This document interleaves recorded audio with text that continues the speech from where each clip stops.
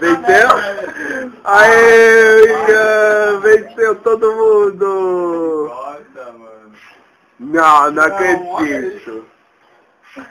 O Ian venceu todos. 6 personagens do outro time.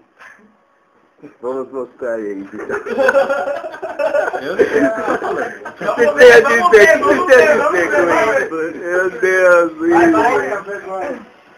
Não vai sair. Filmar o nosso time aqui, ó. Filmar o Thomas. É. Olha pra cá, William. Aê! Vamos de novo. Aê! Puta, velho. Chora. Chora mesmo esse bicho. A gente não ganha essa, não bicho é que ganha. Tenta bicho que eu não entendo. Aqui, ó, a gente tá ganhando.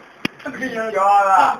Quem que tá ganhando, hein? Gente. Que mentira. Não, agora é o Panda também, só de sacanagem. Não é nada.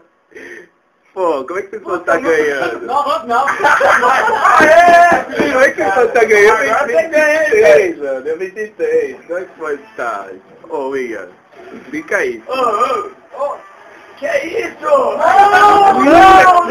Você também, William? Como é que explica isso, William? Você não me explica como joga o perigo. William, não. É só dar soco. Esse é o truque. É aquela esquiva maneira, né? Pra quê? É uma legal. Daqui, não, para. Opa, não, é que eu apertei pra dar rematch. Mas não. É verdade. Nossa! Quem será que ganha, hein?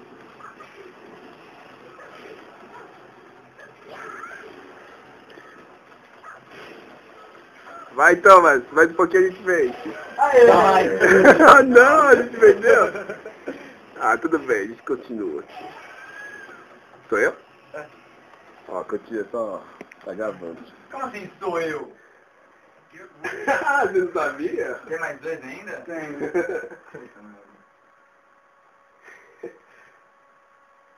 Ai, como é que...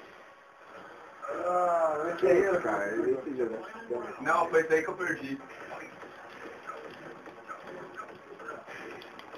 Mostra a força de um toco de madeira. E assim eu venci! Yeah! Deixa a Rando. Aí, melhor. venceu. Vamos Rando de novo. Troca a ordem, vai. Eu apertei o rematch. Troca a ordem? Vamos trocar a ordem. Troca a ordem. Ó, vamos filmar então os caras. Quem venceu essa? Gente, ó.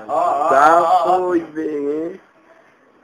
Demorou, vou voltar lá embaixo pra mostrar. Ó, mas vamos ver o score, ó. O nosso time, ó. Direito, 6. E o time deles, 4. Ó, deu 10 1, ó.